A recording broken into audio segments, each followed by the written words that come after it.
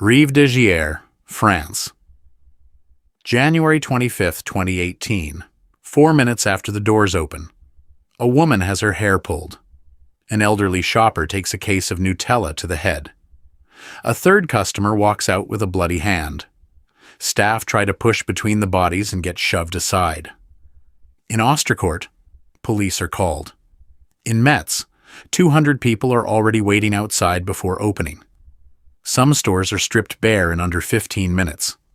Nobody is protesting. Nobody has been laid off. A supermarket chain has cut the price of one product by 70%, from €4.50 to €1.40, and France has lost its composure over a brown paste spread on bread. The finance ministry opens an inquiry within days, and that was not even the strangest thing anyone had done for a jar of it. That was 2018. What was inside those jars was invented in a country that had no cocoa, no money, and nothing to lose, about 70 years earlier. Start in the Lagny Hills of Piedmont, in northern Italy, because two things happen there at once. The slopes grow the Tonda Gentile hazelnut, and they grow far too many of them. In September, the ground under an orchard is simply covered. For most of history, the nut was worth almost nothing, because everybody had one. 90 kilometers north, in Turin, the confectioners had the opposite problem. Cocoa arrived by sea. It was taxed on the way in, and it was expensive enough that chocolate was something you gave to people who already owned property. 2 ingredients, 90 kilometers apart. 1 worthless. 1 precious. Somebody was always going to put them in the same pot. The usual account credits Napoleon, whose continental blockade squeezed shipping across Europe after 1806 and made cocoa scarcer still. Turin's chocolate makers started cutting what little they had with the cheap local nut. Historians still argue about how neatly the dates line up. Nobody argues about the result. Piedmont ended up with a hazelnut chocolate called Gianduja, named after a carnival puppet in a tricorn hat who was supposed to represent the ordinary local man. Except none of that explains why Nutella exists, because Gianduja sat in Piedmont for over a century and went nowhere. The thing that moved it needed another shortage, and a pastry maker who had already failed once. Alba, 1946. Italy is rationed down to the studs. Pietro Ferrero has closed his shop in Turin. He opened it in 1940, which was close to the worst possible year to open a confectionery in Italy. From behind the counter, he watched factory workers eat lunch on the street, most of them holding bread with a slice of tomato on it and nothing else. He wanted to sell those men something sweet.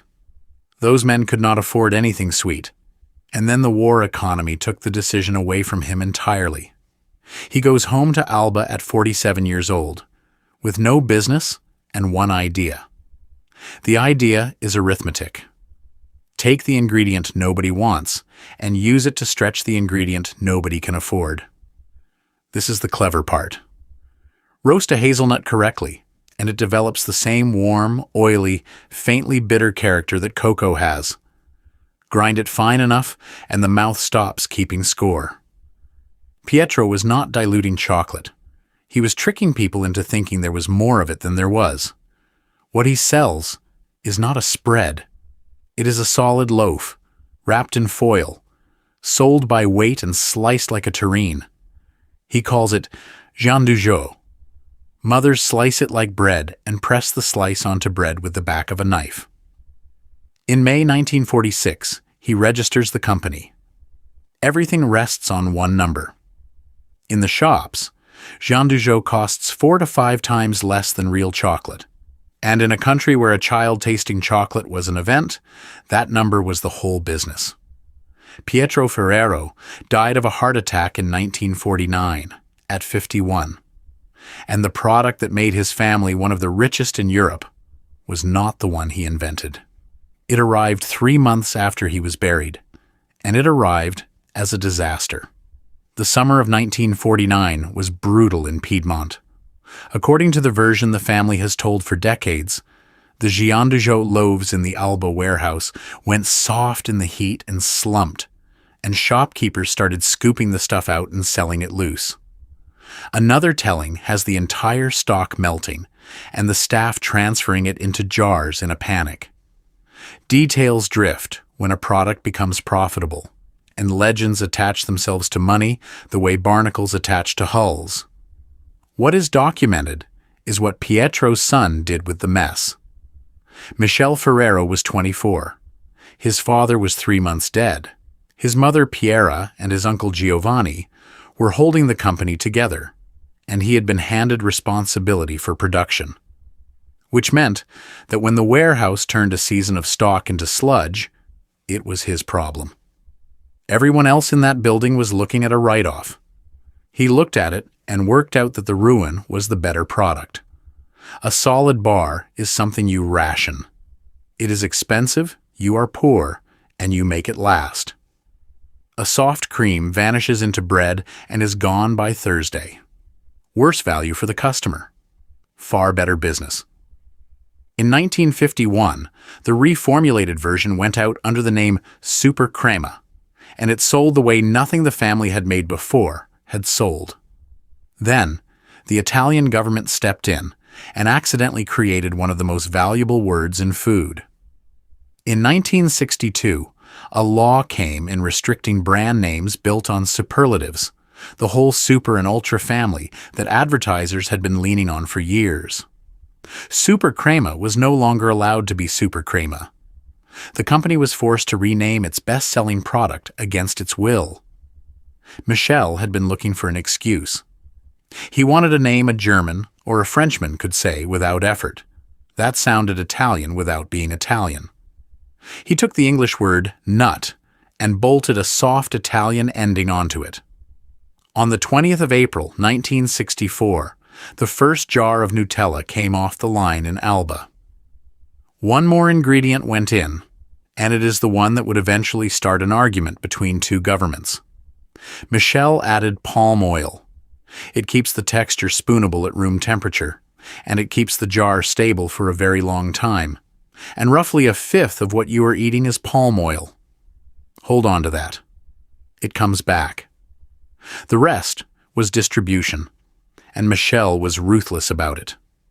Everybody else in Italian confectionery sold through wholesalers.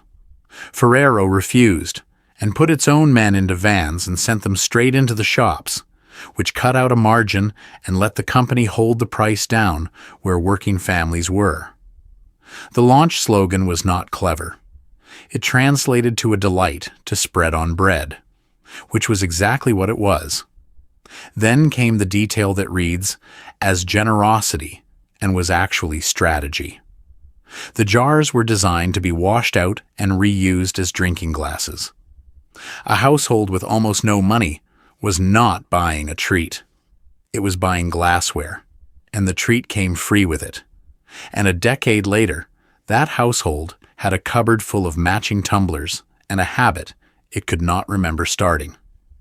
A factory went up in Germany in the 1950s, then France. The spread crossed borders faster than the company making it, which leaves a genuinely odd question. Why does France eat more Nutella than Italy? France produces some of the most serious food culture on earth. France did not invent this thing, does not pretend it invented this thing, and now eats roughly a quarter of the global supply, somewhere near 100 million jars a year. The answer has nothing to do with taste. It has everything to do with timing.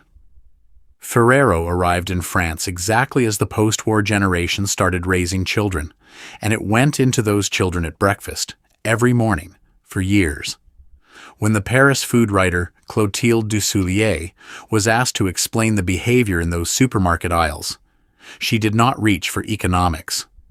She said the French eat it by the spoonful, and that she had it on toast as a child. That is the entire mechanism. A generation grew up, got jobs, had their own children, and kept buying a jar of 1946 every week without ever thinking about why. Which is worth remembering when you watch the footage. Those are not bargain hunters. Those are adults defending something from when they were 6. People do not riot over condiments. They riot over the things they were fed as children. Histories like this rarely reach a classroom. If you value deep historical investigations, subscribe before the next one. There is one more thing about that jar, and it explains why no rival has ever properly copied it. It has nothing to do with the recipe. Turkey grows around 70% of the world's hazelnuts, not 70% of a crop spread across continents. 70% concentrated on one stretch of slopes running down to the Black Sea, in provinces like Ordu and Giresun, where the rain and the temperature happen to be right, and the land happens to be close to vertical.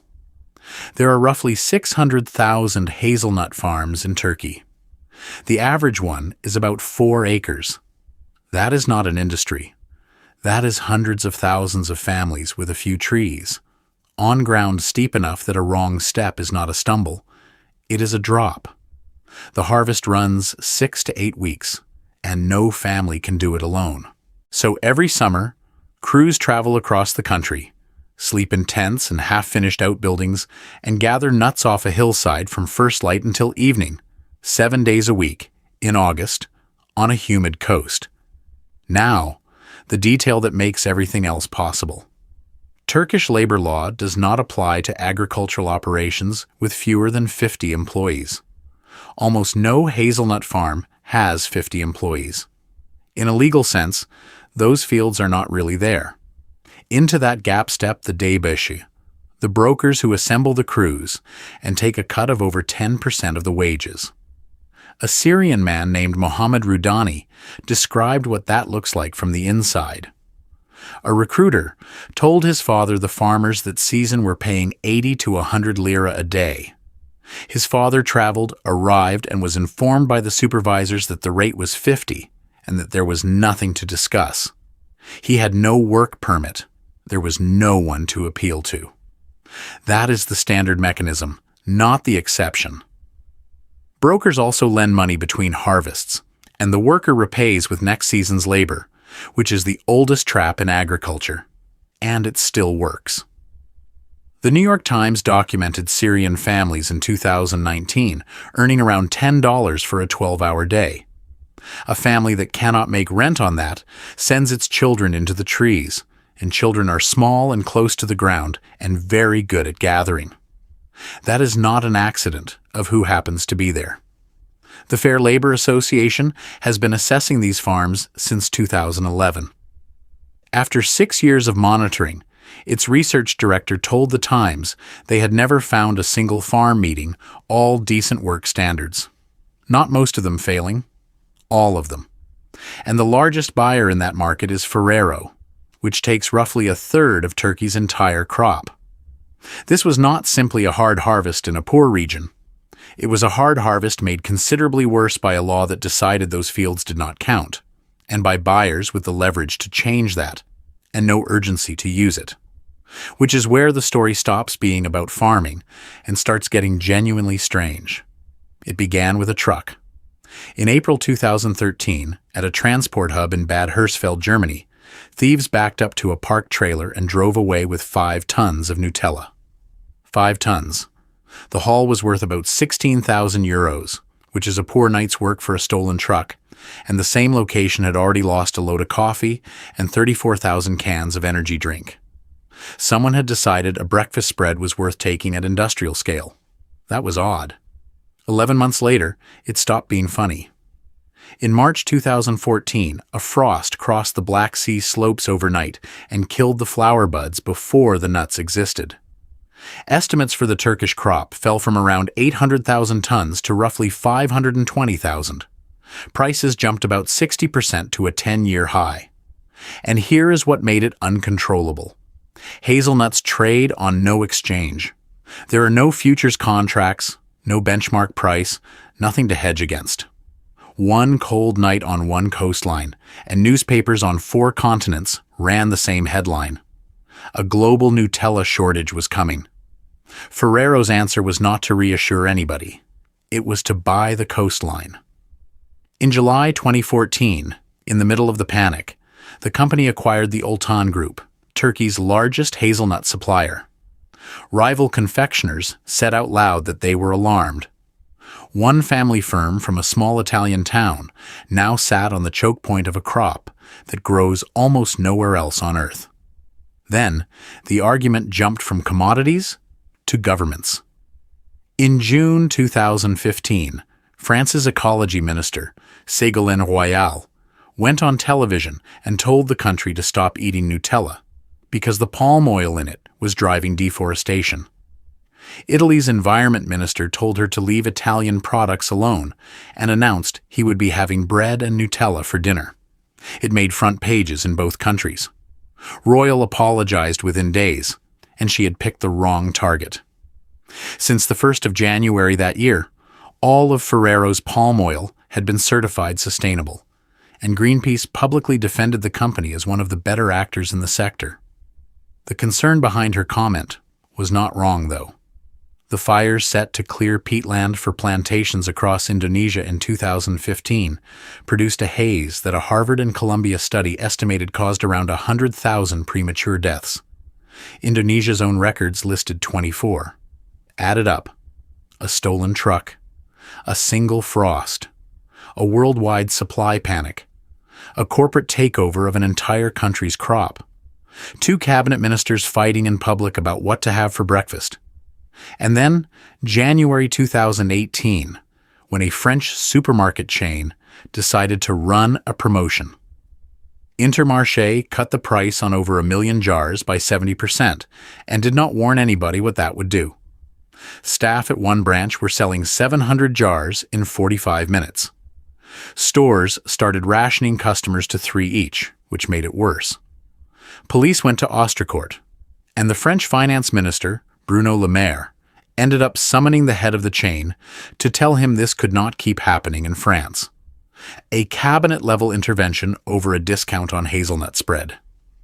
Now, the part that should be strange and is not. Every one of those crises made Nutella bigger. A war shortage created it. A heat wave wrecked the warehouse and turned it into a spread. A law banning superlatives gave it the name it used to conquer Europe. A frost that threatened supply ended with the company owning its own supplier. And a government minister telling 40 million French people to stop eating something put a jar of it on every news bulletin on the continent for a week. Scarcity has been the engine since 1946. This was never a product that solved hunger. It solved the absence of a luxury, and absence has always sold harder than abundance. The numbers now are difficult to hold in your head. Ferrero produces around 365,000 tons of Nutella a year across 11 factories. Group turnover has passed 14 billion euros. Giovanni Ferrero, Pietro's grandson, has been named the wealthiest person in Italy.